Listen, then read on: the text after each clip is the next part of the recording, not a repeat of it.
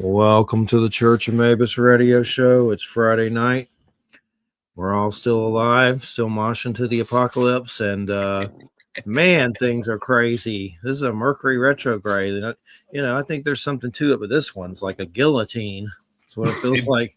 There's definitely something going on. I mean, the politics is going wonky all of a sudden. It's not a good. All of a sudden, it's been. Well, it was going good for a little bit. Now things are starting to turn with the things happening in Iran right now. Like a weird Twilight Zone episode meets the Manchurian Candidate meets They Live meet John Carpenter's Prince of Darkness. Yeah. It's really like I don't know what the hell is happening with it. It's scary. But anyway, you're listening to churchofmabusradio.com, 107.7 New Orleans. And man, it's been crazy. I have court Monday at 9 a.m. Hey, Gabe! Gabe's in the room. Yeah. You're not working tonight? Gabe is my witness. Right. Gabe is a witness to what's been going on about the story I'm about to tell. He was fighting with I hate to tell this story because I don't like to talk about, people who are friends or whatever online and get into drama and gossip. But anyway, Andy and me wrote books together, Praise for the Hairy Man, The Secret Life of Bigfoot, Probes Happen. And it's just interviews from the show with like Stanton Friedman and Jim Mars and all these like UFO legends and stuff. And anyway, recently someone had told me, a co-host, that they were seeing Andy act kind of weird on his page.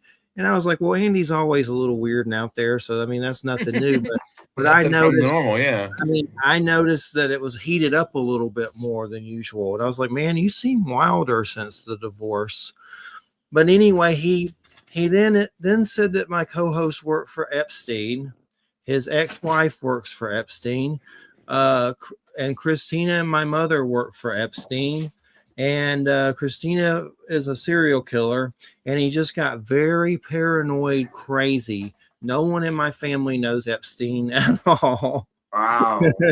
And he's gone off the deep end, and I hope he gets help. And I think there's truth to some things, like maybe his ex-wife, he knew a lot of celebrities. I mean, he does know a lot of celebrities. So there may be some slivers of truth, like maybe the ex had an Epstein connection. I don't know. I just know me, my mother. We don't know Epstein. I'm online begging for money to pay fees. If I knew the Epsteins, I think I'd have a little bit more money than me. Yeah, and I think you'd be asked to go see the Congress about some questions they want for you too, if you were involved in that. I'd probably be pro-Trump, and I'm not. We know that. Has he seen anybody yet? I don't know. I don't think so.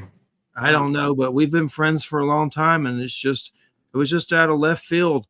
And basically, with the divorce and all, it sounds kind of like either drug or alcohol-induced paranoia delusions. I had the same thing. I won't say where my situation came from, but I had someone accusing me of the weirdest, conspiracy theories that I'm not even involved in. But it was all due to getting a hold of some street weed with fentanyl on it, or maybe he developed a drinking problem after the divorce. Here's where it gets really weird. He says him and his son worked at Zorro Ranch, and I'm like, what? I work for it. It sounds like you work for XP. I don't know. It may just be rantings of a lunatic. There may be some truths there, but it's definitely been creepy as I'm freaked out about going to court Monday. That's going at the same time. So he blocked me. But if he keeps up, there are algorithms on Facebook. If he keeps up any of those kind of things, they will send notifications. Facebook will send notifications to him, and I guess people who might know and care about him that there's an issue, and try to get involved health-wise that way. But really crazy. But basically, my mom and Christina and them orchestrated the whole thing that happened at the jail, and it's ties to Epstein, and just crazy. Like if you would have told me this 2 months ago that he would be saying weird stuff like this, I would never have thought it in a million years. Like it's just bizarrely weird. But things have been weird lately. But Stephen, when it comes to like paranoia, is that often an element of some of this criminality? Like when, for instance, I mean, I know you can get into so much with this delusions and personalities and the spiritual and demonic, but what are some of your thoughts about someone who may be acting overly paranoid to a point like we're discussing now? It's possible that somebody who's having a psychotic break or hearing voices or having a paranoid episode might fall into a criminal situation. But usually, like schizophrenics, people that are having mental illness, the majority of them are not criminal. People kind of overrate that. They sort of overestimate the amount of criminality that goes with it. But it certainly does happen. Yeah, definitely. And but it's definitely when it comes to your book, I've been reading it and I enjoy it a lot. And I'm someone that kind of said, okay, I'm not going to read these true crime things anymore after I read the Jeffrey Dahmer one. And I have the Ed Gein Depraved on my shelf, and I won't read it, but I keep wanting to, but I kind of just fight it. And then I just saw the Ed Gein series. That was enough just to make you not want to read it, probably. But you should read Harold Schechter's book, though. Harold is one of the best out there. He is absolutely that show. I know he denounced that show on some level, Yeah. and I don't blame him. I thought that show was okay. I thought Charlie Hunnam did a great job, but it definitely seemed like it was over dramatic, over dramatizing a lot of stuff. But that's one word for it. Some of it was just plain inaccurate, but what are you going to do? Exactly. They did the same thing with Dahmer. So yeah. The Ryan Murphy stuff's kind of hard to watch. I'll watch it, but it's not like, we did a whole show on Dexter, and I like Dexter more than I like Ryan Murphy for sure.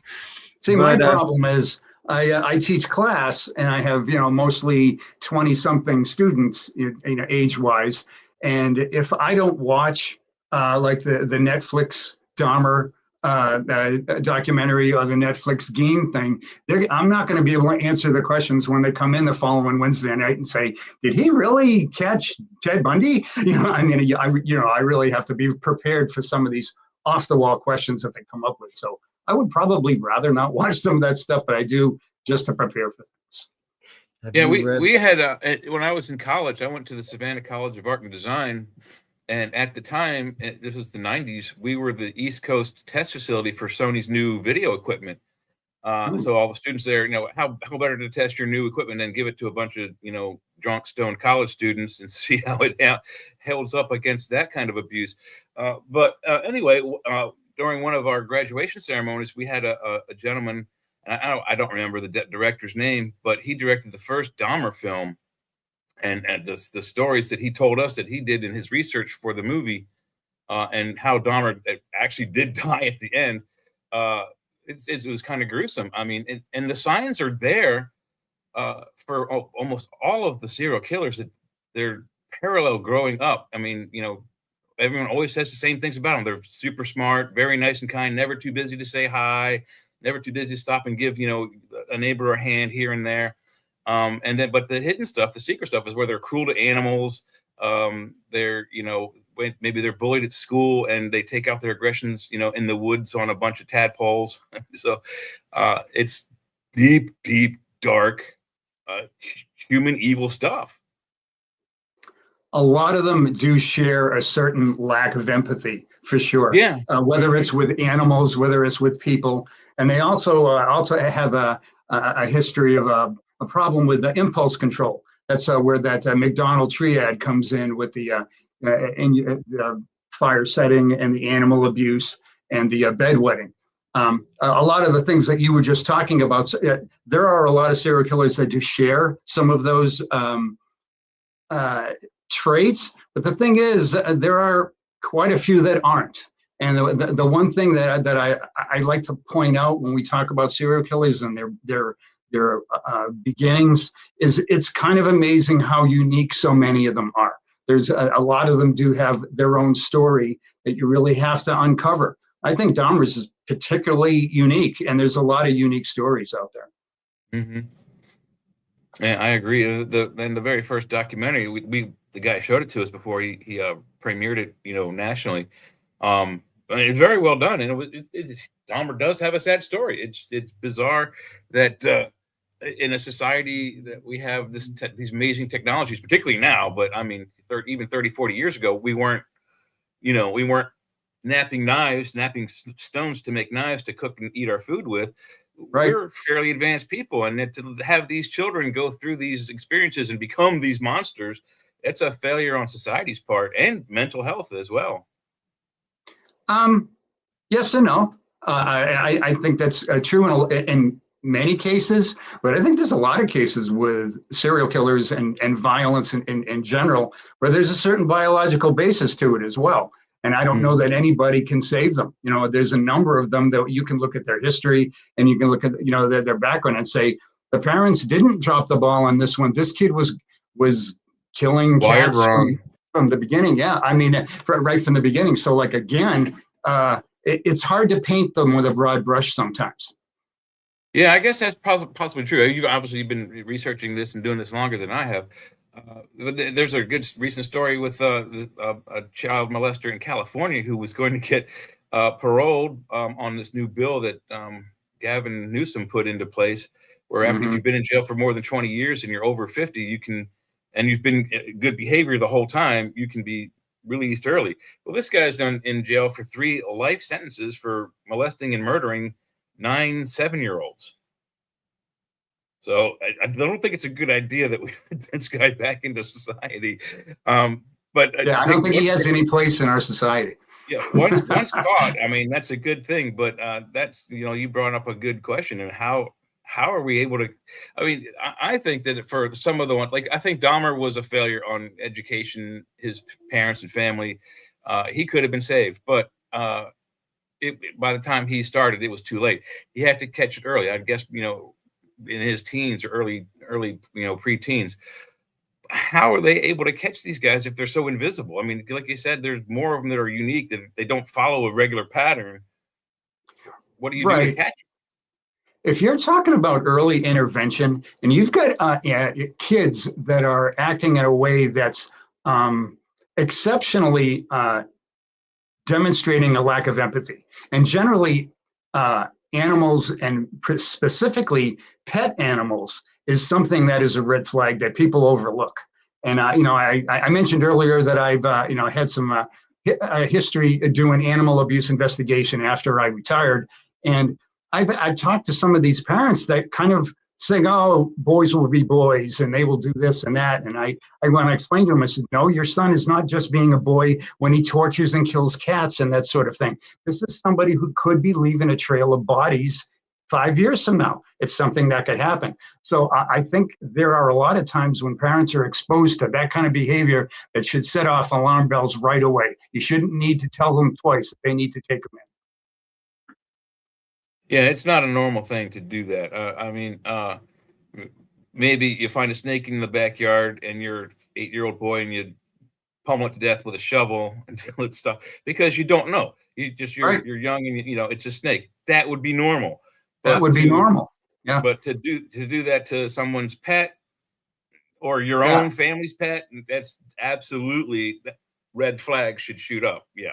And there's a normal progression there. There is a point in time where children are too young to understand empathy. I mean, sometimes they do a stupid thing with an animal or something like that because they're so young. But they reach a point where they go, "Oh, that was awful. I should never have done that." That's a normal progression for a human being. But some of these other people, they go into teens and they're enjoying it a little too much, and that's a different person altogether. Yeah.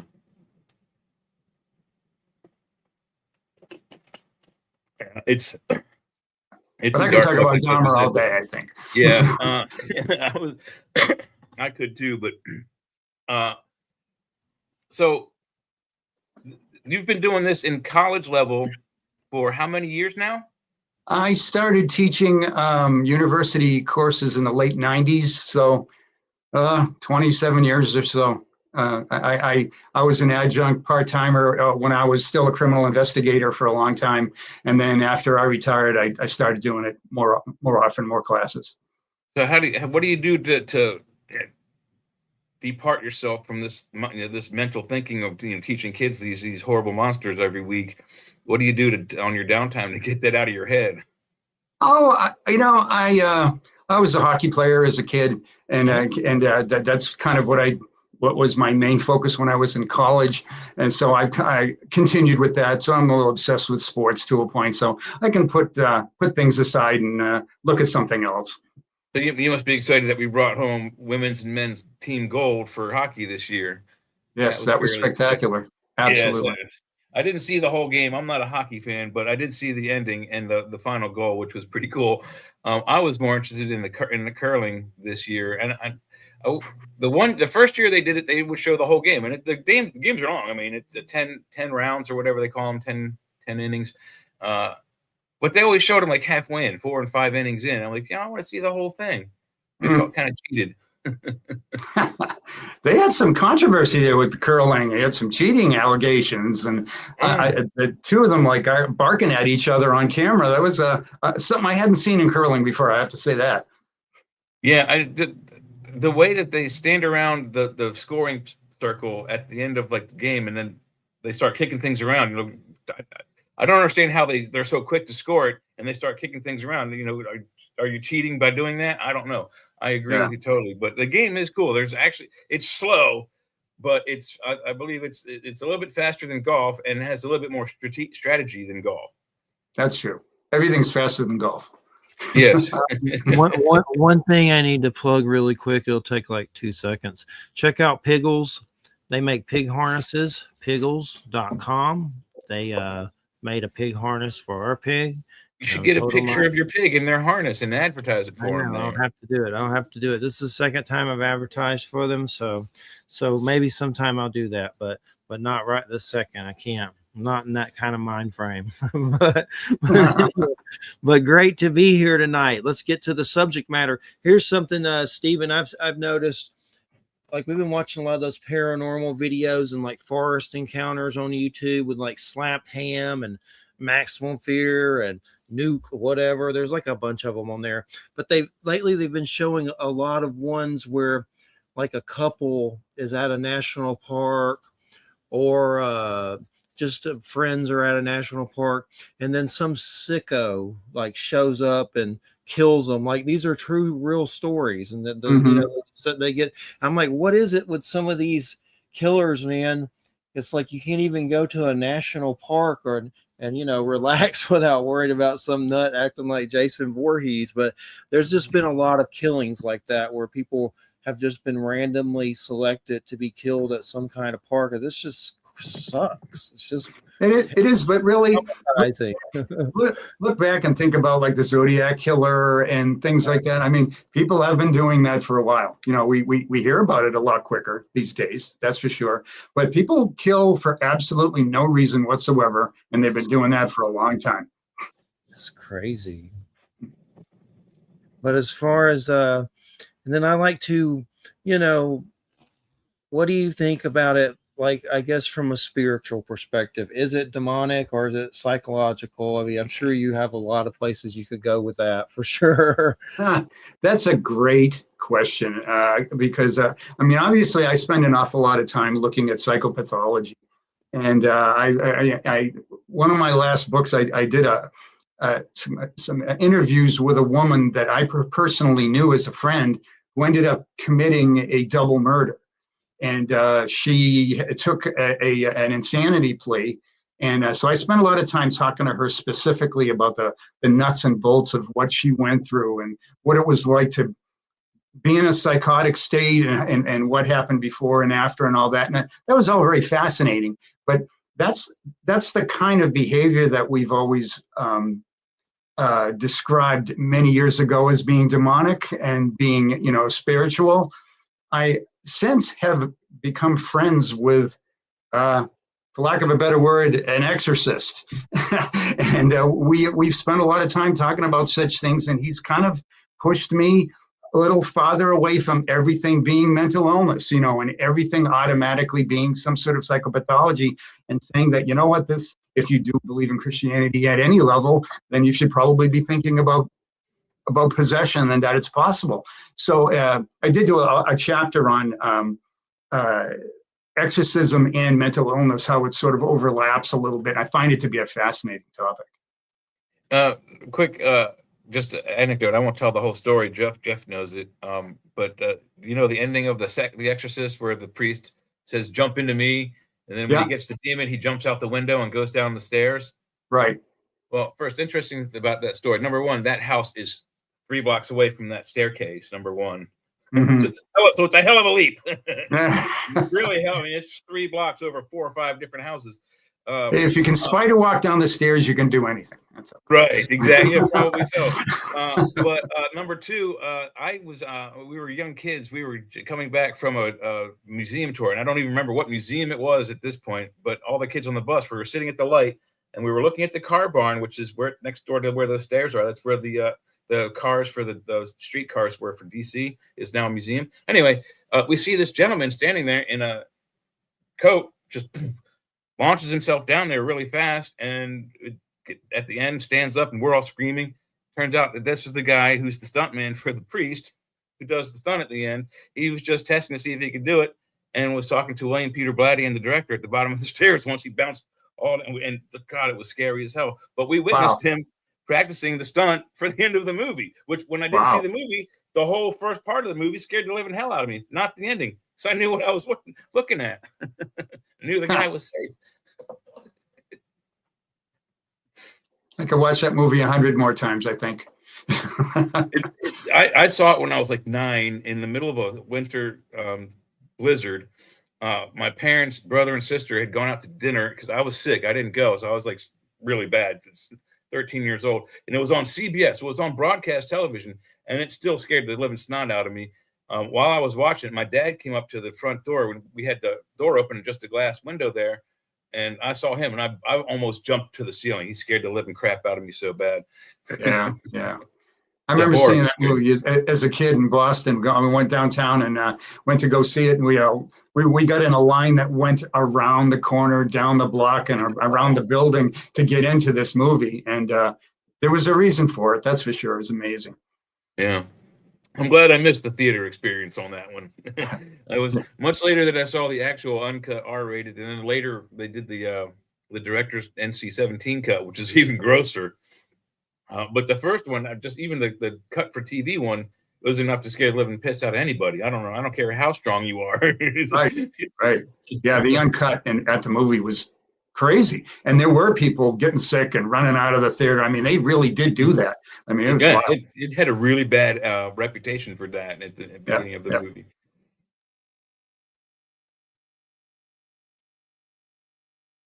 You're muted, Jeff. We can't hear you. That happens. I love I've seen all the movies and enjoy them, but I'd like to read the books sometime, and I wouldn't mind rewatching the movies. And then I want to see the Brad Dourif. What was that? The second or third one? The third one with Brad Dourif. I want to see that again. Yeah, those were underrated. I went back and watched them this past year, the 2 and 3, but I didn't remember quite as well because you get so caught up in the first one, and it's worth seeing them again. They really are. And watch all those Omen movies too to get around some old ones. Omen movies are fantastic. They were fantastic. But I do like the later Exorcist movies. They're not quite as gory. There's a prequel, but they do. I think they follow more of the storylines in the book than they do the original stories. Right. Which Hollywood is notorious for doing that. I mean, they don't always, do the book justice when they adapt it to movies. And then a lot of times stuff is skipped, and other things.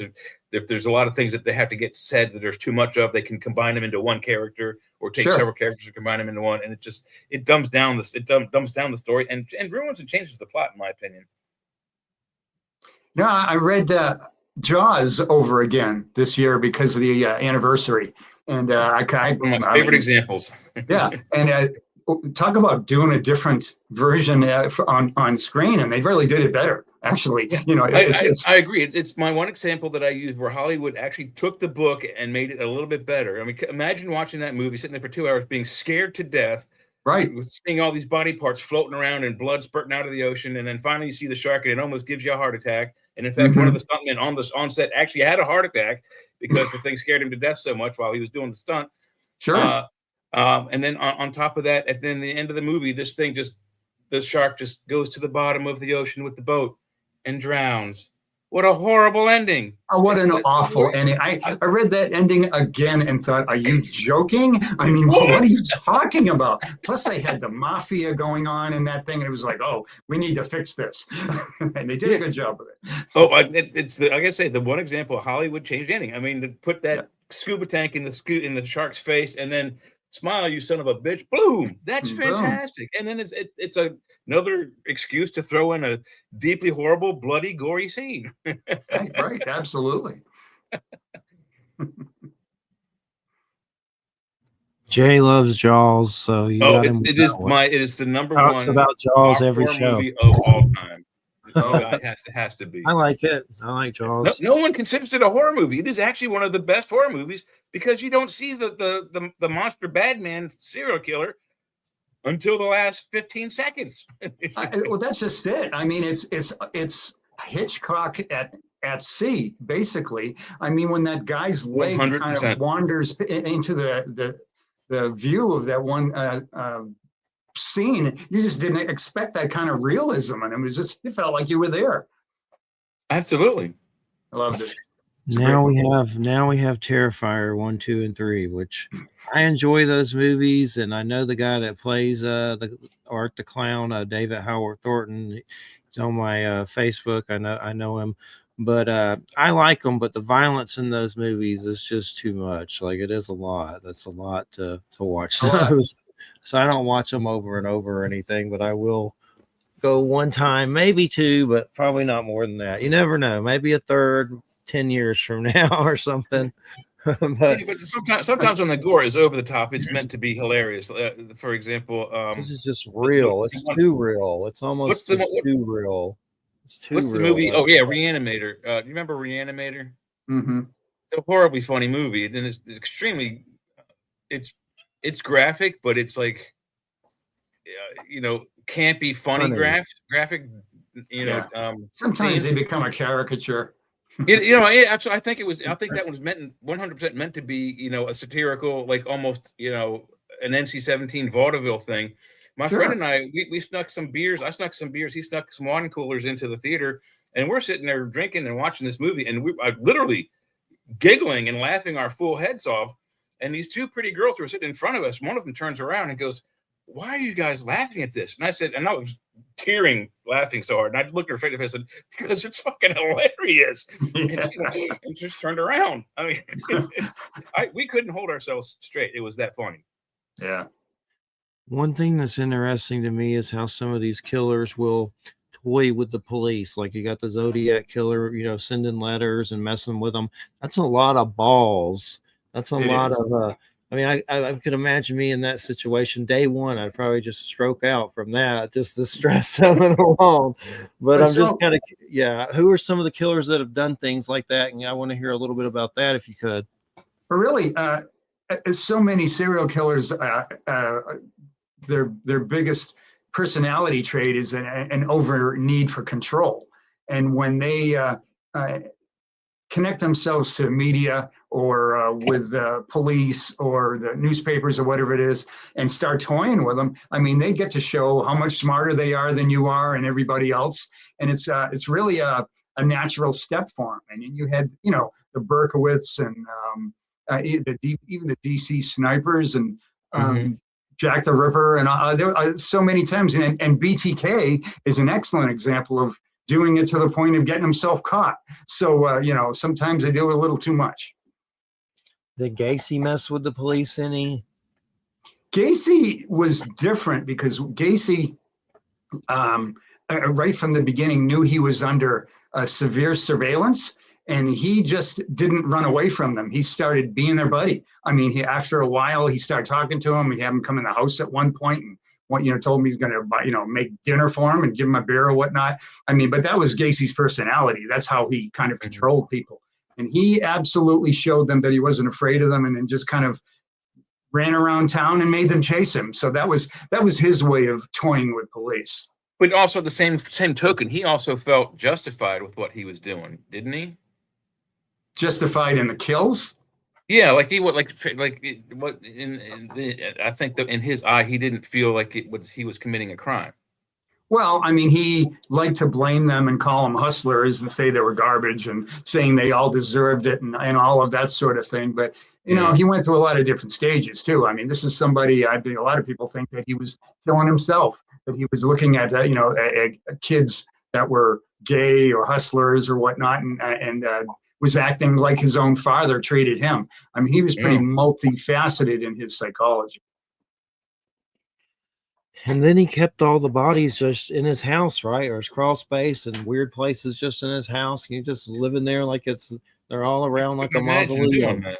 Yeah, he had 26 of them under the floorboards there in the crawl space. Man,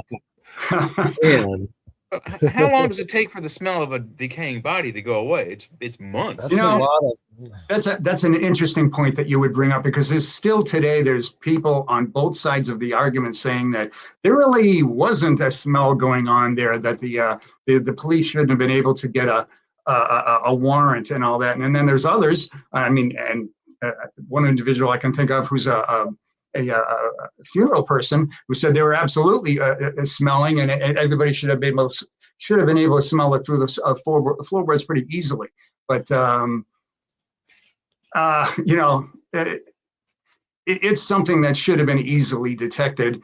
That's close to the surface, that's for sure. I mean, they had those vents go on, the air conditioning came on, the heater, whatnot, and it kind of went through the house. Yeah, I would think unless you did something to, I mean, even the coroners, not the coroner, the guys who prepare bodies at the funeral homes, even after preparations, they still there's a smell, and that's why they have back in ancient times, what did they use to hide those smells? Frankincense. Well, he used lye as an attempt to cover that up a little bit. Yeah, you'd have to use something, because otherwise he's nailed and caught the first time he invites the cops into his house. Absolutely, yep. And what's the roundabout number of how many serial killers they say are active, like at one moment in time? Like I know there's a number. You'd be surprised. It's in the thousands. Well, it's drastically different at different points in time. I mean, if you look at the period that we call the golden age of serial murder, from the 70s through the 90s, there were quite a few going on. The hundreds. These days there's quite a few less. I mean, serial murder has gone down dramatically since that point in time, and it's just sort of a different era of serial murder. Well, what's the percentage? What's the percentage of how many have we caught versus how many are not? Well, I think part of the fact that we haven't caught them makes that number impossible to really nail down.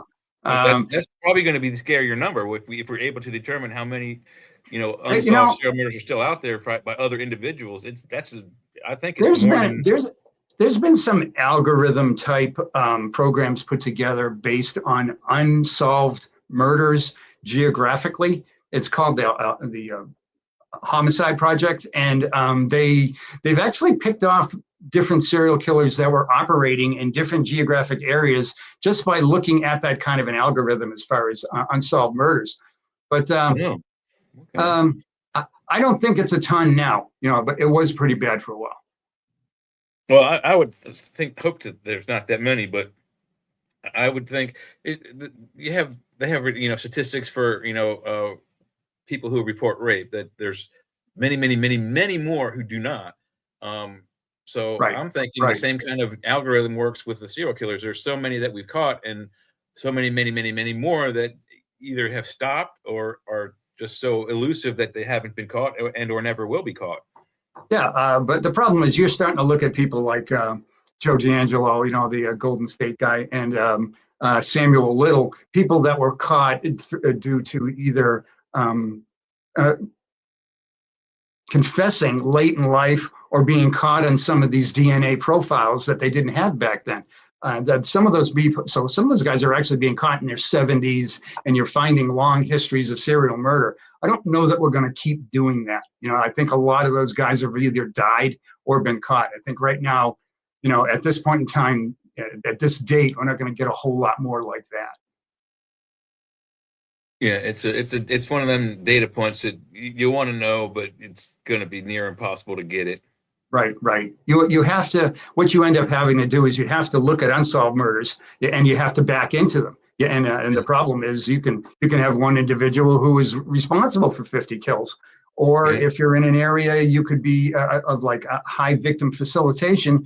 You could have a lot of murders or a lot of deaths that are drug murders, crime murders, things that people that aren't missed end up being victims, and they could have been serial killer victims, or they could have just been somebody who lived a life of crime or lived in a bad neighborhood. So Yeah, really, really tough to get statistic with some of those.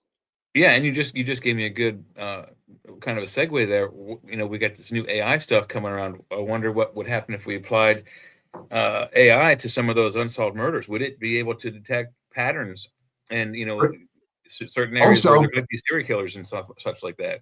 That would be yeah, I cool. mean the break between the period of what we called the golden age of serial murder and today was probably when DNA became common, and so that kind of scientific or law enforcement type technique is going to be what changes things, and it's what changed those crimes as well.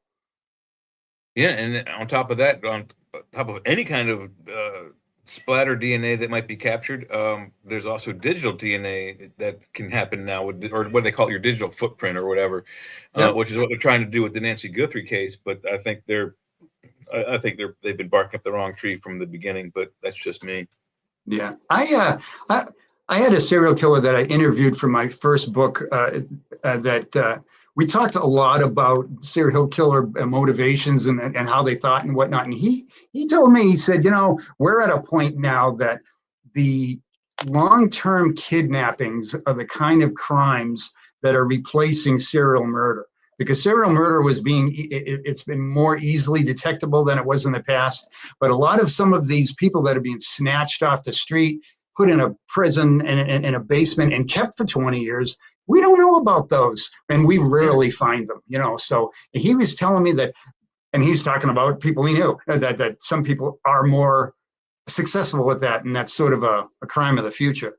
Yeah, we talk about that on other shows on the network. That in the alien abduction phenomenon, it's been going on since the first reports are in the 60s and 50s, but the fact is it's a phenomenon that's been going on for forever. I just lost my train of thought. Good God. Aliens stole it. No. Oh, yeah. Let me see if I can catch my thought again. No, yeah, I've lost it. It had a good point to follow up with what you were saying there. It happens. Yeah, I'm in my 60s. It just the brain starts to falter or whatever you call it. I know that Mindhunter series was really good by the David Fincher, was it? And I have the book. I need to actually read the book, but I love those. I wish they'd bring it back, but I don't think they're going to do it. But the interviewing with a serial killer, I know. I remember my point actually now. Okay, so your point about the people that go missing, we don't know about, whether they're kidnapped and held away. Over a year in the United States, 1 million people disappear. Right. Whether it's aliens or whatever, 1 million people disappear and they don't ever come back. And that's just the United States. And think about that globally, that number is a lot larger, I would think. So, that number could be a good reason why there's, a lot of active, well-hidden serial killers or kidnappers that, like you say, grab people and hold them for 20, 30 years and for whatever purposes. And there's a lot of stories already of the few who have escaped those kind of situations. But yeah, I have a feeling that it's they're probably of the same mentality as the killers. They just are smart enough not to kill them until it depends what they need out of them. Yeah, I mean, if somebody wants to kill somebody, then that's what they're going to do. But if somebody wants to own somebody, it's different altogether. And if you own somebody for a longer period of time, well, that's a lot easier crime to stick with, really. So yeah, and like I said, the new mentality for serial killers is to kidnap and house them for 10, 20, 30 years. And think about that. If you first grab somebody and they go missing, there's a huge dragnet. People are going to be looking for that person forever, especially like example to the recent Nancy Guthrie case, where there's evidence of violence being, taken from the home. They're going to be looking for a long time. 20 years from now, they're not looking for you or that girl anymore. that's when you take your action and kill them and dispose of the body, and then you get your next victim. Sure. That seems a little long term, and like I don't know if that satisfies their need to do what they do, but it makes it a lot harder to get them. I think that's an important point, though, that you just brought up, because most serial killers don't play the long game, and they're not really, don't have that kind of patience. I mean, they're serial because they like doing it over and over again. And I don't think they're going to wait a decade in between them. It's just not going to happen. Yeah. No. So, but again, there's so many serial killers that have their own little spin. We think that we've heard it all, and then something else happens. So. How many of them have actually networked together while they were active? Well, I mean, there's been a number of serial killer teams out there.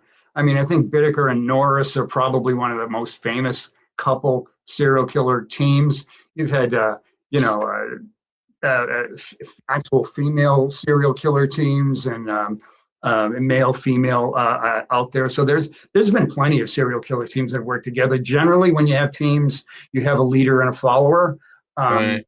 The Bittaker Norris thing was probably the most extreme version of two people that wanted to rape and kill people and managed to get together at the meeting in prison and being as effective as they were. I think they were two of the worst killers that ever lived.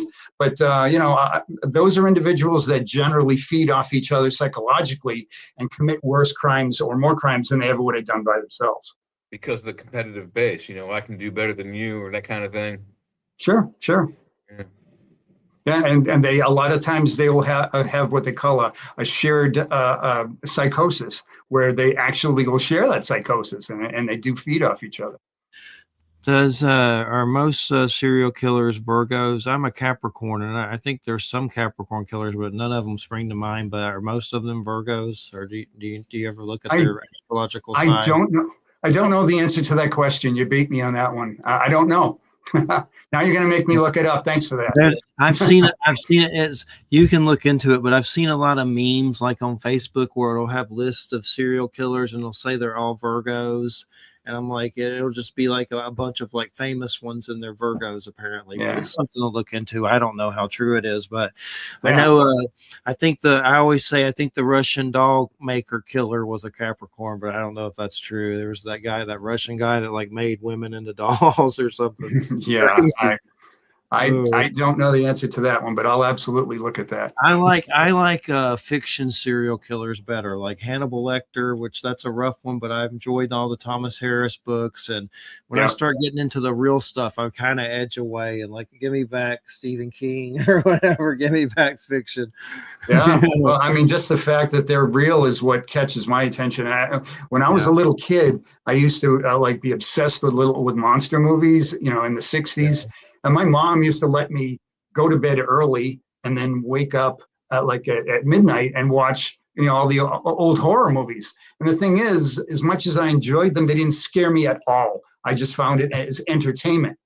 But growing up in Massachusetts and in Boston, all of a sudden, Albert DeSalvo showed up, and he was entering women's homes and murdering them there. And this was something we never heard about before. And, and all of a sudden I saw my mother and my parents afraid. They were afraid of somebody that was out there. And that was scary. That's the thing that caught my attention. That's why I follow them to this day, because they're real life monsters. That's why I use that as the title of one of my books, because that's something that's entirely different than what you see in the screen. See, that's why Dexter's interesting, and if you haven't seen those, I'd definitely check them out at some point in your lifetime. They're really good. Basically, there's a police officer, and he teaches a code because he knows his son carries a dark passenger, which is a killer. So he's basically training his son to kill evil serial killers. Mm-hmm. So it shows about him killing evil serial killers, but it kind of blurs the lines and he makes mistakes and things, but it gets really good. John Lithgow's a serial killer in it, which is just creepiest thing ever. Like, it's just, there's some creepy scenes with John Lithgow that will He's a great actor though. Yeah. And then they reboot. There's so much, you have to go to one of those sites to make sure you're watching everything in the order, because they've done so much with Dexter, but they actually just did Dexter Resurrection with Peter Dinklage. and it was really good. It surprised me, but you got to like kind of look at a site to keep up with everything and the order and everything. Sure, So, absolutely. Yeah. but yeah, they're good. But at least he's introducing the concept to people. Kill the evil serial killer. Right, right. You're going to have a moralistic serial killer. Why not? Yeah, Well, really, but yeah, Hannibal Lecter tried to act that way, but he was yeah, I was inconsistent. surprised that Hannibal was based on like a gay Mexican cannibal dude that ate his lover, like just one dude. That I was surprised to see that. It was in one of those Thomas Harris books. I've Right. read all the Thomas Harris books, but Silence of the Lambs for some reason. I have Silence of the Lambs, but I need to read it. But I enjoy them. But yeah, he's haunting, but he's really based on that. I guess the guy that ate his lover. That's like the root of it. And I then have they to say, all I'm pretty hard on film altogether. I mean, I just pick them apart all the time, so that's why I don't watch a lot of them. And I have to say, Silence of the Lambs, pretty good. I mean, they yeah. really got a lot. I mean, a lot of the things that go on, especially Hannibal, are composite. But they're composite of actual serial killers in the most part, for the most part, and a lot of what they talk about is accurate, really. And really, you started to bring up earlier, you were talking about Mindhunter and you talked about the development of the BAU and the interviews and all that. And they did overlap into that sort of thing that was going on, which I found to be interesting. Yeah, definitely. And Mindhunter's good. I hope they bring it back. I know the second season was Wayne Williams, and I grew up in Georgia and all that during all that time when my mom was actually telling stories where she was afraid to let me go outside because of Wayne Williams, all that weirdness that was happening that in my time period. I forget Yeah, what year, but it's creepy how they can impact whole communities like that. they can. Yeah. It's just insane. But I think there's a spiritual element to it all. I was raised Christian, and we've done a lot of shows on shamanism and Norse and stuff on here, so I'm open to a lot of different things. But I think I'm someone that had an experience where I saw beings of light leave my house and I was completely sober. And I've seen stuff when I've not been completely sober, but I guess they were either deceased loved ones or angels. So I think there's a dark and a light side. I don't try to figure it out too much or push it on anyone, but I think there's spirit. Not to say every killer is influenced by a demon or the devil, but I think there is some stuff like that that's certainly possible. I know that Russ Dysdar guy, and he passed away during COVID and all that. Had this book called Black Awakening that was about serial killers, like satanic serial killer cells awakening, like super soldiers, and he was pretty big in a lot of, might be a little kooky, but there's a lot of weird ways to go with it for sure. Sure, absolutely. Yeah, Yeah. yeah. But Russ Dysdar, he has a book called Black Awakening about that, and I've seen it where I work a lot before it's news and stuff. But what's some things about your book that you want to tell us about? What's a particular? I know you have Ted Bundy. Man, he's just ferocious. Anything I've ever seen with him, he was just like Michael Myers or some shit. Like Yeah. just like horrible. Just terrible. Ted Bundy. Speaking of that last book, that last book, it talks about insanity and as used by serial murder, and most specifically the Bundy, the Gacy, and the Dahmer cases. And it was interesting to kind of look at the psychological angles of all three of them. And Bundy was the one who absolutely took it personally that he was not going to have an insanity defense. I mean, he found that to be insulting. He said, I mean, he made it absolutely clear that he would not go along with being called insane, that he knew exactly what he was doing, but he thought he was smarter than everybody else and he could talk himself out of that problem, which is what he ended up talking himself in the electric chair. But Bundy actually, after all of that, after ignoring the insanity defense and telling all of his handlers and all the psychiatrists and all the people that were trying to keep him alive that he wasn't going to go with that, he finally lost those cases, went through the appeal process, and towards the very end, one of the things that he tried as an appeal was competency. And his entire argument was they should never have let me not take an insanity defense. They should never have let me defend myself. And he tried to use that as proof that he was actually incompetent all that time. And his problem was he was such a good talker. He did such a great job in selling himself as an attorney at that point in time, that there was no chance that that was going to ever pass. So it didn't work. And so he was one of the guys that defended himself. How many others defended themselves? You know, very few to the level that Ted Bundy did. I mean, at one point in time, I met with Vic Africano's son, Vic Africano was one of Ted Bundy's last attorneys. Went down to Florida and talked to him, and we discussed a lot of what went on with that case. And I managed to get a letter that he wrote to Vic at while his appeals were going on. And there was always a point in time where, you know, you read about Ted Bundy and you see the movies, and it's all sort of, you know, almost comical sometimes. And you think, you go, how smart was this guy? How legit was this guy as an attorney? I mean, he did go to law school in Utah. I mean, they didn't make that up. But I got a chance to look at this letter, and he analyzed the precedent of the use of hypnosis and other things where this guy really did do his legal research. He wasn't a dummy, and he wasn't just full of it. He was a legitimate legal mind. And this was somebody who could have been an attorney if he actually bothered to stop killing people for 5 minutes. But yeah, I mean, he was the real deal as far as being an attorney. How close was he to winning? Winning? Yeah, I mean, did he get close to? I mean, it seemed like he knew what he was doing. He didn't. I mean, he did.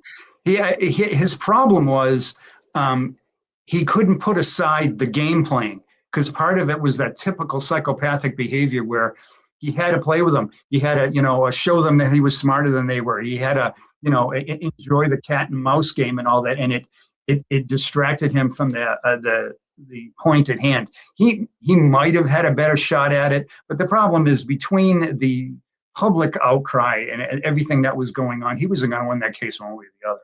And the way he handled it, he had no chance, really. Did he have a chance if a proper, like a lawyer that was better than him could do it? Or was he hung from the beginning? Because I think his problem was that he absolutely dismissed out of hand that he would not accept an insanity defense. If he actually got himself a solid attorney and he bought into the insanity defense, and he said, I did have delusions, I did have these problems that made irresistible impulses that made me not be able to control myself, I think he could have got an acquittal. I think he could have pulled that off. I mean, that was one of those cases, you know, you still have to deal with jury problems and politics and people's minds, because there's a lot of jurors that you can make that case 100 times and they're just not going to find you innocent. They're afraid that you're going to go out and kill their son. They're afraid they're going to go out and rape their daughter and leave their head out in the field somewhere. So they don't really care what your argument is. And I did talk about that a lot in the insanity defense book that I wrote. So those two things do fight with each other. But in his particular case, he could possibly have made an argument for insanity. He could have. He was certainly, I understand, arrogant as hell. It sounds like it. Arrogant, yeah, to a point of talking himself into an electric chair. I mean, he actually did do that. Yeah, that's one hell of a way to go. Have your eyeballs exploded. Yeah. Yeah. Most people just feel like they wish he could have gone through that a few more times. Yeah. Well, I mean, sometimes they got to hit you twice. Yeah. What does insanity get you if you win the insanity plea? Does that just get you the mental asylum, which probably sucks too? Yeah, you get a rubber. Yeah, that's a good question. Let's look at Hinckley. I mean, Hinckley is one of the most famous, successful, quote unquote, insanity defenses. The guy just got out a few years ago. Okay, so you could say that you could win, quote unquote, an insanity defense, but you could spend a lot longer in the system than you would have otherwise. That can happen. But like when we talked about Dahmer, they didn't have a death penalty in Wisconsin, but in Dahmer's case, him going into general population was a de facto death sentence, and that's all there was to that. And he knew that. And his attorney, I mean, she told me that they discussed this, and when he decided to go into a general population, she said, Jeff, you won't last 6 months. And he said to her, I hope not. That's kind of what he was going for, was sort of a death sentence. But if he had been successful with his insanity defense, they would have put him in a mental facility or whatever it is, and it might have sucked. It might have been a terrible place. It wasn't very good in the 90s, but he wouldn't have gotten beaten to death with a metal bar, I'll tell you that. And that was the difference. And with Dahmer, he didn't really have anything bad happen to him in childhood, did he? There was not really anything there, was there? His history is complicated. So people like to focus on one thing with Jeffrey Dahmer, but he had a lot of things going on. And one thing that people miss a lot of the times is that his mother was on 20 plus medications when she was pregnant with him, and the effect on him mentally is underestimated. Okay, this is the kind of thing that does affect people's behavior later on. Then he said he had his connection with necrophilia and his sexual interest in dead people and that sort of stuff. He had a lot of things going on, and his particular situation with the parents, with the terrible breakup and all that seemed to hit him particularly hard. They say that whole feeling of abandonment carried on to the way he treated a lot of his victims. That's yet another one. He's a multifaceted person as far as his beginnings. A lot of pathologies going on there. Right, for sure. Did he really go around faking seizures and stuff? Because I remember seeing that in the movie, and I think I may have seen it in an interview. But was that part of it? Him faking seizures? Seizures? That's something Gacy did. And they showed Dahmer doing that in the movie and stuff. And I don't know if it was true or not, but they showed him one of the particular movies that was kind of like a new. It wasn't from too long ago, but that was one of the things that he would do in it. And they may have just throw that in there. Maybe it wasn't. I don't know, but it showed him faking a seizure. I mean, he could have faked something, but that's something that you usually associate with Gacy, because he did have some issues with that when he was younger, and he realized that if he faked seizures, he got out of a lot of problems. It worked for him in prison, worked for him in real life. So that's kind of something that they talk with Gacy about. And is it really Ed Gein where all this influence comes from? That's one thing that was in the series that was good, besides it was dumb in some parts, the one we were talking about earlier, but I like the way that it kind of flashed back through, like it went to Alfred Hitchcock, and then it went to Tobe Hooper, it went to the time periods. That was cool. But I mean, I know they seemed like they made him overly, I don't know if Ed Gein was ever gay, but it seemed like they wanted to make it seem more like he was. There's a lot of weird stuff in it, but the end of it. But I know with a lot of this stuff, they try to make him the poster boy that influenced all the different, like the Norman Bates is pretty much Ed Gein, except they prettied him up. And then, of course, you have the Tobe Hooper movies with the crazy family that, and then I always talk about Chainsaw Massacre. Yeah. You're 1,000 Corpses, that the old oak and the crazy family up in the house. It's true that Ed Gein did directly influence the Texas Chainsaw Massacre, Silence of the Lambs. What was the other one? Oh, and Psycho. And he absolutely did influence those. I don't know about anything else. There was a lot of things that they said that he influenced in that movie, like Richard Speck and other killers. That was absolutely ridiculous. That was just awful. Yeah, that was crazy. For sure. It was too much.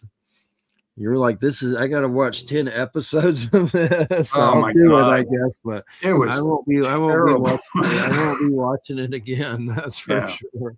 But yeah, I really love that Hannibal show that Brian Fuller did. I think that's who did it. Yeah, the one with Mads Mikkelsen and all that. Yeah, it was amazing. Like 5-star reviews, but because there wasn't enough viewers, they canned it. Like I love that show. It was so great. It was the way really well done show. Ended on that cliffhanger, man. That was like a slap in the face. It's hard to get committed to any show these days. They cancel things so fast. That's true. That's absolutely true. Like Resident Evil. It was NBC, and they're notorious for doing that. They did it to Star Trek, and they did it to Hannibal, and it was just like, you idiots. I mean, a show with that kind of Hannibal's film quality. I mean, it was good enough for movie theaters. That's how well they were filming those episodes. And just to can it because of like a couple of weeks of bad ratings. That was dumb. If they let that go, they would have. I'm guaranteed the storyline was just starting to pick up. Well, I mean, you look back at shows like Seinfeld, even. I mean, that show bombed for the first week or two, and they said, oh, we're going to cancel this, and they decided not to. And all of a sudden, it's there for, I don't know, 15 years or whatever it was. I mean, and you would think they would learn that, maybe give something a little rope, but they're still impatient, that's for sure. Yeah, and I know the guy that did Hannibal. He was going to be doing Crystal Lake, and he gets fired off of everything. He was going to do the new Anne Rice universe on AMC. I think it's Brian Fuller, but everything he does, he gets fired off of. But he makes really good things. But for some reason, he does get his ass fired a lot. He got fired off of Fantastic Four. He got fired off of Superman. He just name a project. He got fired off of. I don't know if that's the same guy, but I know there's. Why does he get fired? Creative differences. But he did Hannibal, and it may come back as Silence of the Lambs at some point. But man, that Silence of the Lambs movie, I've been listening to that Goodbye Horses song over and over, and friends have sent me different variations of it. That is a crazy powerful song. Yeah. It's a good song, though. It really is. I have that on my phone. I listen to it all the time. It's just a fantastic song. Her voice. Was that the only song she had that was popular? I'm sure she had more than that. I think she's passed now, but yeah, it's a really great song. I've always seen on the Clerks movies. That's but I've seen everything. But yeah, I got to know your mind and everything and what you do. The main reason we do this show is because of paranormal. When I was 17, I had testicular cancer and went through chemo and all that stuff. And a few years later, my dad died, and I started to have a lot of strange encounters, like seeing beings of light and UFO type stuff. And it led me to interview people like Stanton Friedman, nuclear physicist, Jim Mars, who wrote the book that inspired Oliver Stone to do the JFK movie. Like I've been doing it for like 20 years, and sometimes I'm surprised I interviewed these people. But I'm just kind of curious when it comes to the serial killer thing. I think there is something demonic, but I don't want to go too kooky with it. Like I also think there's something to energy weapons and things. And we've had Robert Duncan on, that was a CIA whistleblower that made some kind of tech they used to hurt people and whistleblowed. Yeah, he passed away recently. But there's just so many different levels to this stuff. But I'm just kind of curious, is the paranormal something that comes up with you? And the UFO subject is a big thing with us. And we discussed the congressional hearings and how the Pentagon releases the Tic Tac videos. The next minute they say there's no alien life while they're releasing that. And the congressional hearings, like there's just an irony to it all. Right. On so many levels. But I'm someone who's had UFO things happen with witnesses, seeing craft. And with witnesses, my mother, my brother, my nephew. It's been a little while. Sometimes I'll see something, but back in the day, it was a lot more. And it could have been military. I don't know what it was. It was weird though. But that's a subject I'm just curious. Does your mind topple with? To be honest, I mean, I know a lot of people that have a foot in both of those worlds. But I have not seen that really overlap with serial murder in my experience. I mean, they just seem to be different topics, to be perfectly honest. As far as serial murder, the psychopathology of it and the history, as far as the behaviors and all that has been one thing. But as far as paranormal and all that, not really. I've had people contact me and say that they wanted to go to Herb Baumeister's farm because they're going to have a investigation there, and a couple of other places where Gacy supposedly had a presence and whatnot. And so I do know people that do that sort of thing and have brought me in that a little bit just for being an advisor and that sort of thing, but not a real legitimate overlap, to be honest with you. Yeah, and I know there are some killers that try to blame the devil or some kind of demonic force, but it's kind of rare. But there's a few famous ones that have done that, haven't they? That just kind of came forward with it and said, I know there's Son of Sam and things like that, Yeah, Son of Sam, he was such a faker, and he just lied about the dog. But he figured, I'll try it. Why not? But like Richard Ramirez was a famous Satanist. He absolutely. And the thing about Richard Ramirez, if you look at his case, he had a number of close calls early in his life. He when he was a kid, he worked in a hotel or whatever it was, and he tried to rape a woman who was alone in a hotel room. And apparently, her new husband came back and almost beat him to death. But they didn't want to come back for the trial, so they let it go. And this is somebody, if he had gone to jail for 30 years, he wouldn't have been killing all these people all this time. But there were a few other cases when Richard Ramirez should have been caught, and he just got stupid lucky. He actually had a certain belief that Satan was looking out for him. He thought that this is what it is, that my connection to Satan is why I'm able to be consistent, and I'm going to go with that. He had a ton of other reasons why he was a serial killer. That was just one of them. But, as far as Satanism and all that, those are the ones that kind of come up. Occasionally you get serial killers that they're not exactly sure what they're going to blame it on once they get to trial, and they go, Satan sounds good. They kind of throw that in, but I don't find them to be as legitimate as somebody like Richard Ramirez.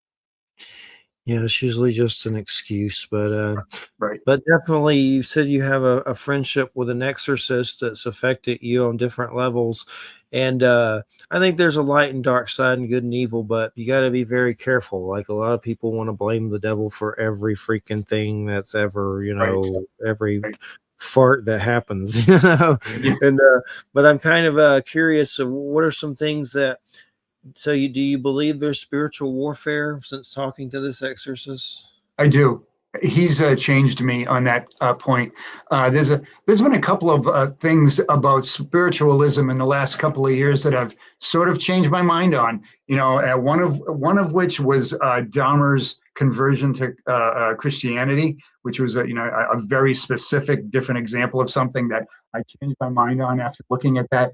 And spending time with this exorcist, he doesn't overplay the entire existence of it. And he does say it's extremely rare and it's not the kind of thing that happens very often. But he tells me about some of the exorcisms that he's gone on and some of the things that have happened, books being on fire and different things that happen in front of him. And I believe him. His testimony is believable to me. And he's kind of added another layer, another possibility to all the different reasons I've managed to find for people to kill, and this is yet another one. There's definitely some high strangeness with that. I mean, the demonic possession theory, idea, whatever you want to call it, it's in almost every religious text as well. I mean, it's documented over the centuries, so it's not just a modern pathology that's just all of a sudden happened to us because we invented the internet. No, it's been going on thousands of years. Yeah. Probably even prehistory, I would imagine. Absolutely. And it's just simple. If you have so many people that call themselves Christians who say they believe in God and everything in the Bible, how do you not believe in exorcism? How do you not believe in possession? It's part of it. It's another chapter of it. So I don't think you can be a cafeteria person on it with it, One of the things that strikes me the oddest about the Catholics in particular, I grew up in the Catholic Christian church.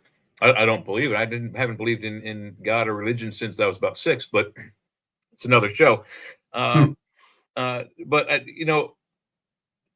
I've never really felt that religion did any good on the planet. I think it's done a lot of bad things, for one thing. But again, I lost my goddamn train of thought. What did you say just a moment before that, Steve? As far as buying into possession as being a reason for some murders. Oh, right. So the idea of demonic possession, there's actual. I think there's some actual scientific research that can prove something going on there. I don't remember the boy's story, but there's the one boy, and I don't think it's the same boy that inspired the Exorcist story, the boy in Maryland, but this one possession, the child was like 6 or 7 and began speaking, and they didn't know what language it was. Come to find out, it was either ancient Sumerian or it was ancient the language that Jesus would have spoken, a language that isn't taught in any modern day school. And it took them months they had to actually get someone who was like a historic linguist who would actually like kind of revive the language so he knew what it would sound like. And as soon as the child's demonic, voice or whatever recording they had of it, he said, that's what that is. How does that happen? So there's something there. There's some kind of connection that somehow something gets into the mind. How is that possible? Is it a galactic universal internet and the boy's brain just downloaded some information and he went wacko with it? Or did an actual entity enter the child's brain and or soul or body vessel and take over control? We don't know. Well, I mean, compare that to like people that have had brain injuries and all of a sudden they can play an instrument or they can speak another language. On some instrument, right. There's absolutely no legitimate reason that should happen. I mean, you can't explain that to me logically, but it happens, and there's been evidence of it. So that sounds like the kind of thing you're talking about. Exactly, yeah, and it's so hard to think because there's so few of them that come out there. But you've made my brain spark a little. So there's the guy that gets hit in the head, and then all of a sudden he can play the piano or the Stradivarius. There's the one person who struck on the head, and like I said, with the cuneiform or whatever that kid was speaking, one guy who was not only spoke one language, he was now fluent in another language. In fact, he was so fluent in the other language, after his accident, he had to learn English. So something snapped, and his brain went to completely fluent Spanish and no English. Sure. So people that are 5 and 6 years old remembering World War II. See, it's really World War II? absolutely. You're 5 years old. You haven't even gone to school yet.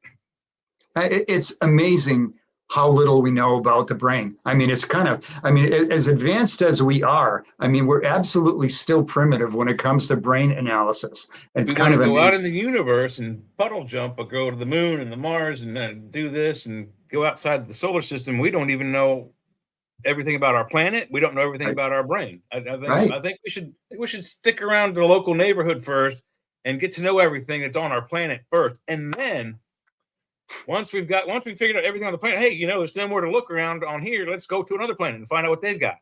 One thing at a time. Absolutely. Exactly. Walk before you can run. And with all the, I saw earlier about this little boy that went missing, and I forget his name. I was trying to find it on Facebook, but I've seen him on some of those videos on YouTube about missing people. But apparently there's a connection to him with the Epstein files where he's mentioned in it. And it's a little boy that had glasses on. I had kind of I can't remember his name. I have it on Facebook somewhere, but there's a lot of stuff coming up with that. That's just such an insane level that I can't even wrap my head around it. But I think if you're a child and you survived an encounter with Epstein or any of his cronies, you count yourself lucky.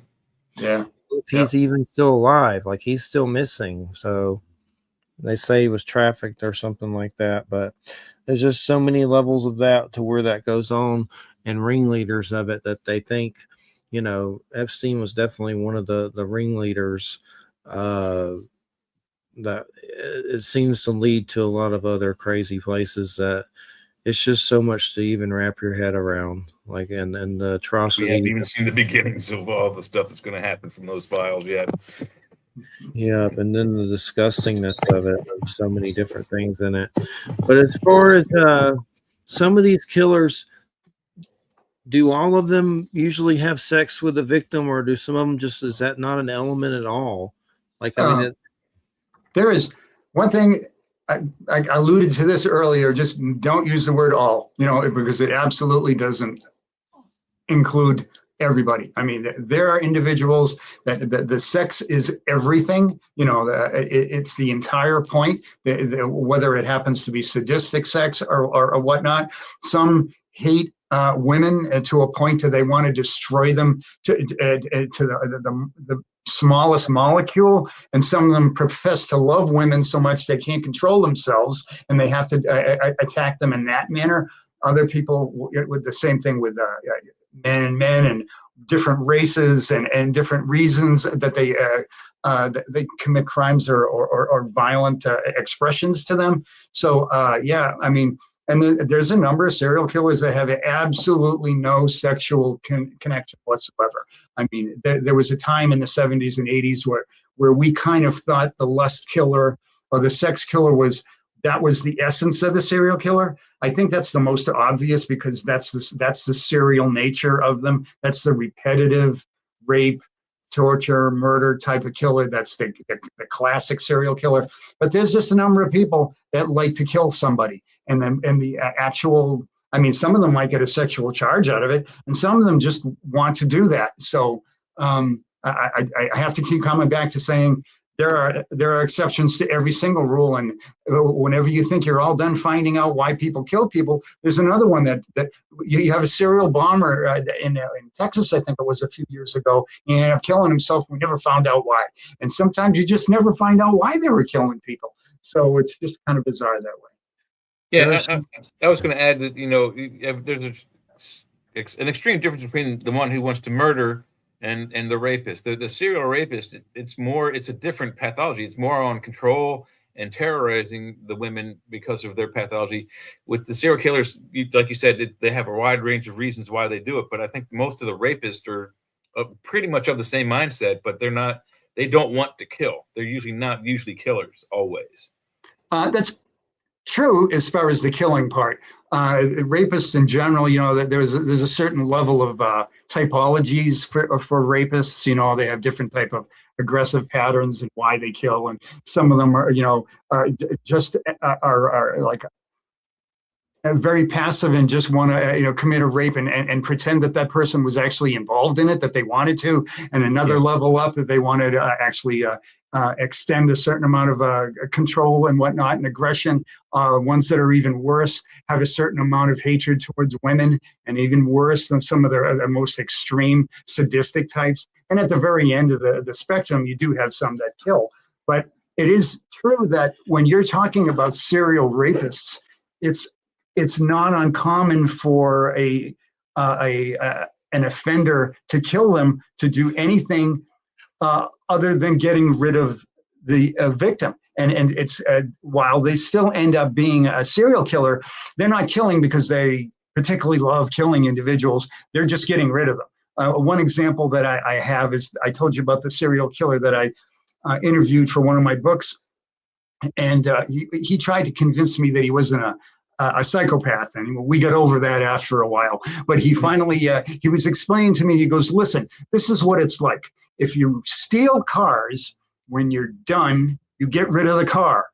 And that's how he explained to me why he killed women. He raped women. He got everything he wanted out of them. He expressed himself through his pathology and his treatment of them. And then when it was over, the point was he went to prison at one point because a witness testified against him.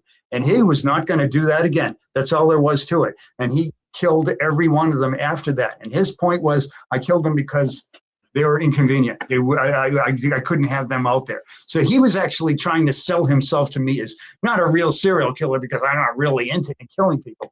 My point was, you know what, man, if you kill 10 people, you kill because you want to. So that's kind of what we said. Yeah, you didn't want to get caught. What do? You kill 10 people. I'm not a serial killer. Well, guess what? Yeah, you are. Yeah, that's right. Absolutely. So it's interesting to hear them justify stuff, though. It makes sense to them. It's the arrogance again coming back up. Some of the stories he told me goes, it makes sense to me. And what do they think is going to happen to them in the afterlife? They're just like, oh, that's okay. Pass on through, buddy. No problem. There's consequences. There's got to be some kind of consequences for just whacking people. That's an interesting point because I mentioned Dahmer and spirituality. He had an opinion about the fact that there was no God, okay? And his father was very religious, and religion was important in his family. But Jeffrey Dahmer, when he was committing his crimes, supposedly he believed that there just is no God. So if there isn't any God, I shouldn't have to adjust my behavior to satisfy a God that doesn't exist. After he went to prison, he supposedly had a change of heart on that. He actually put some of his behavior on religion or the lack thereof. That Jeffrey name, Epstein, man, you bastard. We already had Jeffrey. We already had Jeffrey Dahmer, and you had to be the freakazoid. Now we got you to change my name. Yeah, you're saddled with that. I'm going to change it to Joffrey, like with a G and a E O F F. I have a godson named Jeffrey, so it's okay. Yeah, it's like you said. Not all serial killers are Virgos, nor are they all called Jeff. Yeah, that's right. Good point. Ted Bundy says hi. Yeah. Man, things are so crazy right now with everything. Just too much to keep up with. Man. But as far as what are some things in your book that maybe you'd like to mention that you don't normally get to talk about, or that you'd like to bring up some points? The book that you're talking about, Irresistible Impulses, is the last one that I just did. It came out last year. I'm really kind of proud of this book because it's amazing how people don't understand the insanity defense at all. They really don't understand, the precepts of it. They understand what crazy means, but they don't know how it relates to prison and to the legal system and what insanity really is. And I always found serial killers to be, the perfect individual to use the insanity defense. I mean, the crazier the crimes, the worse the behavior, the more crazy you must be, right?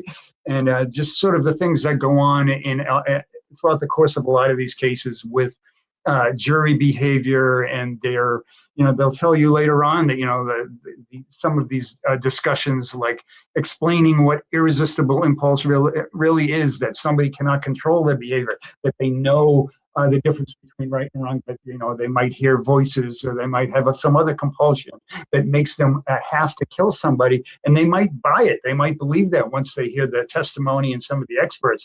But at the end of the day, when they go to the court, they go to the jury room, they vote guilty because they're just not going to allow that person to get by. And when you mentioned Mindhunter, you're talking about John Douglas. And I talked to John Douglas about this. He actually, on the back cover of that book, he did a little blurb for me, which I'm very proud of. And his point was that there are people that just simply, jurors don't like the insanity defense. They don't care whether it makes sense to them or not. They don't want these people to get back out and commit this crime all over again. And that's something that will always come into play when it comes to the insanity defense. I know Ed Kemper, the co-ed killer in Mindhunter, the actor, did a phenomenal job, but I've seen a documentary about that. It's crazy. But what's crazy is how he's like still, I don't know if he's still doing it, but making money off audiobooks. I don't know how much money, but I've never listened to one, but that's is there a lot of them get little jobs like that I'm surprised they let them do that. Well, I think you're alluding to the Son of Sam laws, basically. The son, David Berkowitz, in the 70s, he signed a big contract to tell his story and make money for being a serial killer. And people in New York took spectacular offense to that, as they should. That insults the sensibilities of everybody. And the idea was they brought in Son of Sam laws, and they said that an individual cannot profit from their crimes. Unfortunately, Son of Sam laws don't hold up in court. The Constitution doesn't allow it, and they always fail a constitutional challenge. So the idea is attorneys have to understand, when you're dealing with serial killers, you don't worry about Son of Sam laws. You need to put in the court system a judgment that puts any money that this person ever makes for any reason to be given to the victims. And that just handles all of it that way. That's the way you you deal with a serial killer and them getting side jobs and benefiting by being killers and being famous. You just send that money to the remaining family members. Do any of these killers go to like a level that's kind of like a Joker type level where they do big phenomenal like grand scenes? And I mean, a lot of it can lead to that, to where they shoot themselves or get shot down. But I'm just kind of curious, what are some of the more extravagant ones? Well, the thing is with serial killers is for them to be successful, they need to be not silly in public. I mean, they need to be not caught. So being extravagant and being a Joker type individual is in direct conflict with being a successful serial killer. I think the extravagant killer is more often the mass murderer. You know, somebody that shoots up a school or a building, or blows up a building, or makes a point, or sends a tape to the news or whatnot, and goes out. These are people that are essentially committing suicide in a loud manner. You know, but serial killers, if they're going to be successful, you know, you're going to be a Chikatilo. You're going to be somebody who kills 50 people and gets away with it over and over and over again by being quiet, and that's how they're effective. Definitely. And the old saying, you know, the squeaky wheel gets the grease. The more noise you make, the faster the cops are going to find you. Well, yeah, I mean, I brought up BTK before, and the problem with some serial killers is they do like the attention, and they, you know, like BTK and Kenny Bianchi and some of the other ones complained when they weren't in the paper enough. You know, but Berkowitz did that as well. And BTK was somebody who got away with it. They weren't going to catch him. And he just got so antsy about not being in the paper anymore. He contacted the papers and got himself arrested. And that's what happens to the serial killer that opens his mouth. Crazy. We had this guy on from a band, Johnny Zoltar and the Robots, that was telling us about Kurt Cobain. And he said that he was talking to the FBI about, they knew who killed Kurt Cobain, something to do with Alan Wrench, and some weird guy that I've looked him up on YouTube. He's dressed up like Satan. It looks really weird. But anyway, he said that he asked the FBI if he could talk about him on the show, and they said no. So that particular show, we couldn't talk about it. But he said in some other shows he's rambled about it before, but this particular show he couldn't. But one thing that he did say was some stuff is about to come out about Kurt Cobain, and then a few days later, or maybe a week later, it came out like a tidal wave. I was like, well, I guess he was on to something right there. Yeah. I think they're reopening the case to go look into it being a murder versus a suicide. Wow. I mean, because even in the original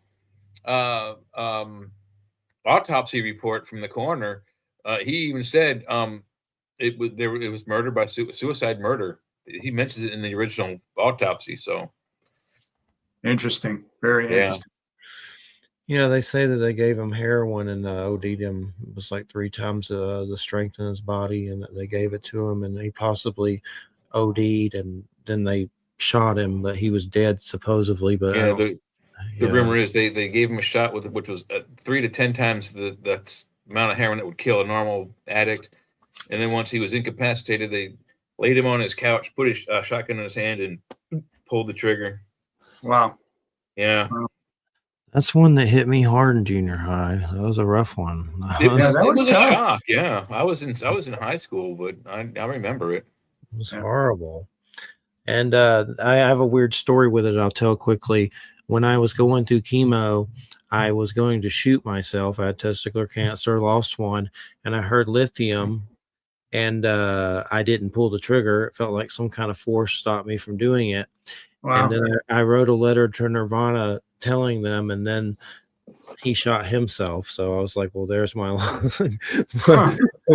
But I heard I'll eat your cancer when you turn black. I thought he read my letter, but they probably never read it. But that's it just sucks that someone took him. I mean, if he was alive right now, I mean, man, it'd be like having Jim Morrison or something, just that level of power. We need that. And some asshole took it being a dick. Yeah. And he was that big that back then too. I mean, you saw that coming. Very popular. Yeah. Yeah, even if you didn't like his music, he was all over the radio. Yep. Yeah. Another one I hated was Lane Staley with Alice in Chains. He OD'd or whatever, but that sucked. There's a lot of all the good ones croak on something, like usually heroin or Scott Weiland, Stone Temple Pilots, and all that. So Stephen, what are you working on next, book wise? What are you thinking about? The same subject, or are you exploring other things?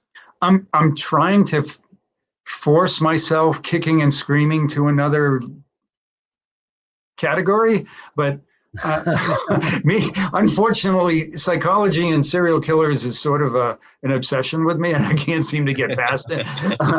I might look at a couple of cases that are just sort of under the radar a little bit and try to come up with something like that. I have a few things on the fire, but I haven't nailed it down yet. I spent a lot of time on that last one. I was running around the country interviewing interesting people. Dahmer's attorney and one of Dahmer's expert witness psychiatrists, and also John Wayne Gacy's psychiatrist. And those were exhausting jobs. I mean, they really were, to try to talk to them about what was going on and speak to them on their level. And it was a fantastic project.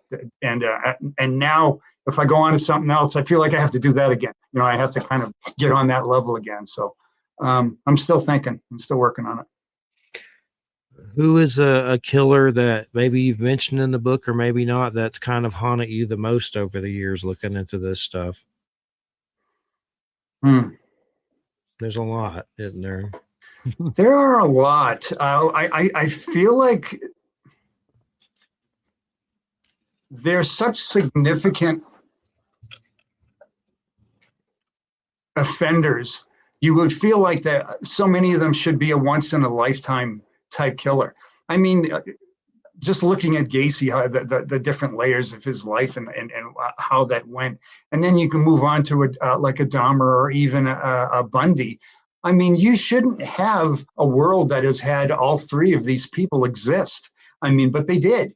And the thing is, if you look deep enough in some of these cases, there's killers that are comparable to all of them that you've never even heard of before. I mean, that have killed like amazing amounts of people in horrible fashion. So I don't know. It's hard to pull one out, to be perfectly honest with you. I move on to another one, and they just they never cease to amaze me. The ability to be inhuman to their fellow people. It doesn't seem to be a never-ending supply either. Right. I got a question for you, and this is one that me and Jeff have handled or talked about over the years. We had a guest on some years ago about the guy in England, Jack the Ripper.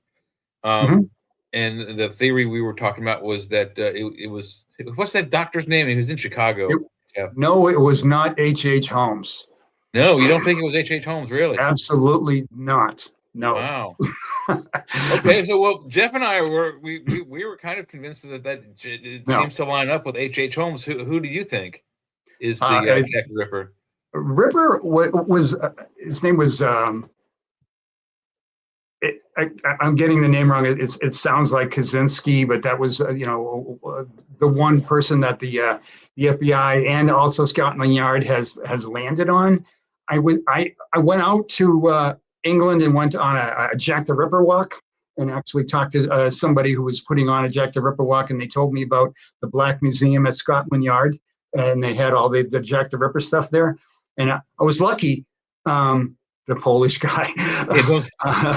Dave's afraid you're going to say the Polish guy. I didn't say the Polish guy. That's not the way I put it.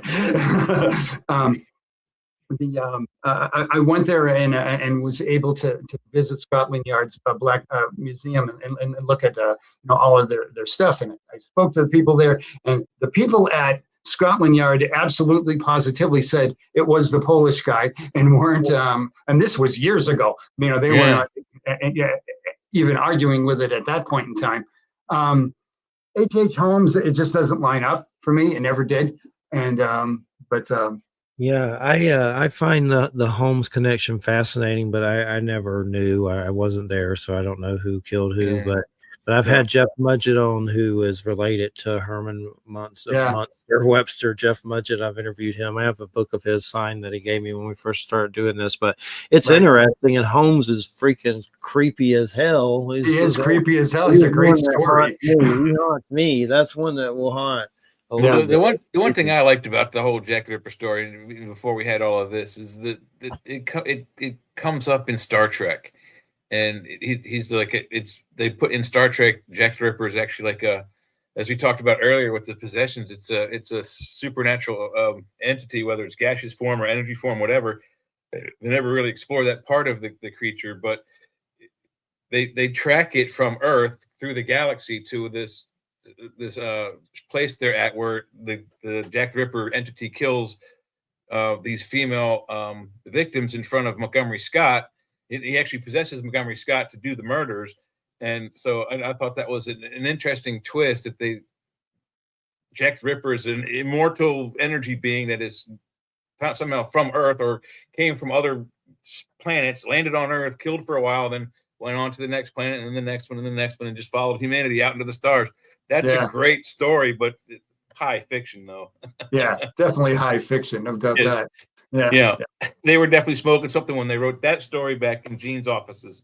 That's Gene Roddenberry, by the way. I mean, Holmes's story is such another unique serial killer. I mean, this isn't somebody who just went out and raped people or something, or wanted to kill women. I mean, he was an elaborate dungeon for them. Yeah, he did. I mean, he was a fraudster, and he the things that he did, building the murder castle, and all the different things that he was involved in. I mean, talk about an absolutely fascinating story. That sounds like it's fiction. It really does, but it's an amazing story. Yeah, you can't make that stuff up. That's the scary part. You cannot make up H.H. Holmes.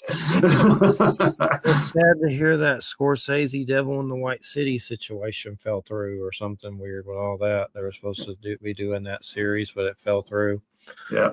I don't think it's happening, but Keanu Reeves was involved in all this stuff. But I had a good friend who's I should say, I have a good friend, John Borowski, who is a producer and has done a number of productions on serial killer stories. He did a film on H.H. Holmes. And he was on that, was it investigation discovery story that was on a few years ago that made that whole Jack the Ripper and H.H. Holmes claim. That's right. And we had those guys on. And they interviewed him because he had done that film, and he told me, he goes, I just hate doing this, because he didn't believe it at all either. And he just and he felt like they just kind of dragged out those episodes, and at the end they went, I guess it wasn't. It's basically how it turned out for them. So yeah. And there was the only thing they showed was someone named Holmes was on a flight log or something. Yeah, it was weak. There's no connection there, so just definitely creepy to think about. It is a weak and circumstantial, but I mean the timelines, they're very, very close. So Holmes disappears for 9 days, and he goes to London. And we don't know what he does in London. And so I don't know if he's possible. How many murders did the Jack Ripper commit, and was it longer than 9 days? I think he was active more than 9 days. So, but look at the murders, though. These are not the same two killers. This is not somebody. That's not the way H.H. Holmes killed people. That wasn't his method. They just don't line up as far as the way he did things. Yeah, and he was killing people to get money. What about the possibility that they met, Jack the Ripper and Holmes met to I'm not share notes, if you will. Those two are not connected. What's the movie with Malcolm McDowell and is it Peter Cushing, where there's a Jack the Ripper time traveler movie, Time After Time? Yeah. That's a fantastic movie. Is that Peter Cushing? I can't. No, remember. it's Malcolm McDowell, the guy from Clockwork Orange. Yeah, Malcolm McDowell, and I've seen it. The guy he played Sark. Cushing was older than that, I think. Is it Michael Caine? I mix up so many. Not Michael Caine. No, the guy who played Sark. Oh, God damn it! Pardon my French. I don't know. It's a good movie though, but I know Malcolm McDowell's Jack the Ripper in it. But I have to look up who the other person is. But definitely a good one. But yeah, you could be our serial killer guy, our serial killer reporter, our serial killer reporter. we have a Works for me. we have a Bigfoot guy. No, we have a lot of those, but I think I've been called people serial killer guy in the past, so that works. But what about some of the art in the back? Is that really his art or other stuff? What's the skull back there and stuff? That is an actual skull. David Warner. I wanted one. So who, Jay? David Warner plays Jack the Ripper in Time After Time with the guy who plays. It keeps me company when I write. So what is that? Whose skull is it? I actually got it from a dentist's office, and I had it in an office for years, and I managed to fleece it from him, and now the skull and I are buddies. But nice. Yeah, the other paintings, they are John Wayne Gacy, actual John Wayne Gacy paintings. Wow. I like to bring them to class. It's interesting to have that handful of people in class that haven't said a word for 4 weeks, and then I bring in Pogo the Clown. I'll bring in one of these Hi-Ho series. He did Snow White and Snow White. Wow. Right. And it's like this one, if you can see it, I mean, this one, they're all coming out of a mine. And John Wayne Gacy liked to send messages in a lot of his paintings. And this one, if you look at it, you're looking at little boys coming out of what is essentially the crawl space with digging tools. And it's kind of a fascinating painting. And the kids, when they see it, they just fall out of their chairs and take photos and send it to their parents. Have a great time with it. So, I don't have anything quite that fascinating on my wall, but I do have an original Doomsday J. Ross on right there. And then there's another original Doomsday J. Ross that I painted over there. But sure. Well, I don't have any of those. Yeah, I hope to God I don't say anything that I'm a serial killer too. What's the Psycho one in there? Looks like a Godzilla or something up there. I don't know if it's Godzilla, but there's one on the other side of you up there. Psycho, and then to the right of it. I'll show you that. You might find it interesting. This is actually this is the movie poster for Psycho. That was like a lobby card. But next to it, if you see it right here, that's Alfred Hitchcock's autograph. Oh, cool.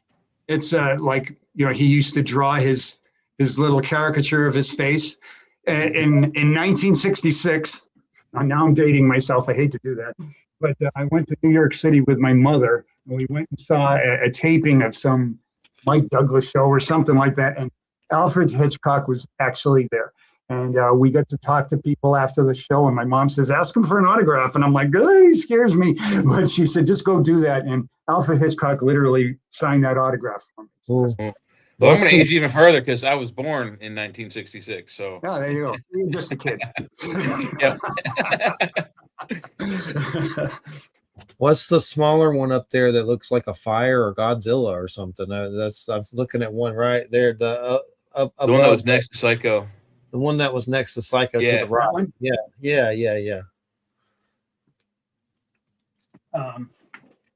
And that's the last one. I don't know if you've ever heard of Jeff Gaither. This is an individual who actually did some artwork with Big Daddy Ross. Okay, the art looks familiar. Yeah, and I've seen that before. Yeah, I'm sure you've seen his art around. His art's all over, true crime community. He's a brilliant artist. Cool. This is one of his posters that he gave to me as a gift, and I framed it. And put it awesome. He did amazing work. You got to have him on. He's a super guy. Yeah, I'll have to check his artwork kind of reminds me of the guy that did the artwork for Hunter Thompson's books. Kind of weirded out, trippy face things. What's the Death Row art show? Is that actually Gacy's clown picture of that, or is it just like a poster or something? This was one. This was a poster that they used when they were putting on a show for Gacy's art in the Seattle area. With Rick Stanton and his partner Tobias Allen. They put together an art show, and that's one of the posters that they used to advertise it. That's awesome. Well, we got about 4 minutes. What's some websites? Do you have a website you want to give out? Where's the best place to go to get the book? My website is www.killerinsightsllc.com. Or if somebody wants to send me an email, I'm at killerinsights@gmail.com. And if, you know, because some people like to have them signed, or you know, so either way, if they contact me, and you know, I can send them a book or a signed book, and I will do that promptly when somebody wants one. That was awesome. I appreciate it. We enjoyed it, and we just want to learn about it. It's a creepy subject that I'm always like, yeah, but I'll do it. But I It's usually creepy, that's for sure. Yeah, it's a lot. It's a lot. Yeah, But you it's got a to lot. be aware of it because they're out there, and you need to be aware of it. There are people out there that do that for sure. Well, you know, beyond some of the sensualization people make out of it is, you know, it's historical and it's important to study. I think it's a matter that needs to be studied, and people need to know about it for sure. Yeah, one way to avoid it in the future, for sure, it needs to be studied. Right. I don't know if you remember. I don't know when it was. The 90s? Was it the 90s? So when they had like the trading cards with all the serial killers on it. Wait, hang on. He's got some. Museum. Ask and you shall receive. Nice. That would be these. Yes. That's the Gacy one there at the top, and Richard's I see it. Yeah. Creepy. Berkowitz. Yeah, I bring these in as, again, show the kids in class. They don't believe me. I'm like, yeah, they used to have Michael Jordan cards, and now they had John Wayne Gacy. You really sometime got to watch Dexter if you get a chance. In the last, I will. The newest episodes, Peter Dinklage collects serial killer memorabilia and brings serial killers together, and a lot of drama happens. But they has like, you know, not the real items from killers. Right. It gets crazy, but the positive, at least if it affects someone, they'll hopefully kill an evil serial killer, not an innocent person. So Exactly. at least there's a moral, religious ethic there, like the Punisher. But we appreciate a great show, and thanks to Eric who helped. I saw your book and snagged you off his page. He doesn't care. He's glad. I told him, but Eric's a good guy. Yeah, he's great. He's coming back in October, and we're definitely going to get you back sometime. We've really enjoyed it. Thanks so much. Thank you very much. You guys take care. Steve. Have a good weekend. Take care, man. All right, bye-bye. All right, everybody. You listen to United Public Radio 107.7 FM New Orleans. That was a great show. Just so many levels of discussion. Yeah, even though Gabe called me a jerk for throwing his statement up there, but you're welcome, Gabe. We were talking about, no, that was just a joke about Andy being paranoid that everyone works for Epstein, and that's the only reason. Gabe saw him acting like that on his page, and he got in a fight with Gabe. Oh, wow. Yeah. Gabe was defending my honor. So God bless you, Gabe. God bless you, Jamie. Yeah. God bless you all. But what a great show. And keep it weird, baby. That's right. Thank you, Heidi. And thanks for the work that you do. And thanks, everybody. Hopefully I don't go to the big house Monday. Keep me in your prayers. I'm sure I'll be fine, hopefully. But if you don't see me, then I'm in the big house. Or first offense misdemeanor. All right. Good night, everybody. Did I end this yet? No. No, we're still rolling. Good night.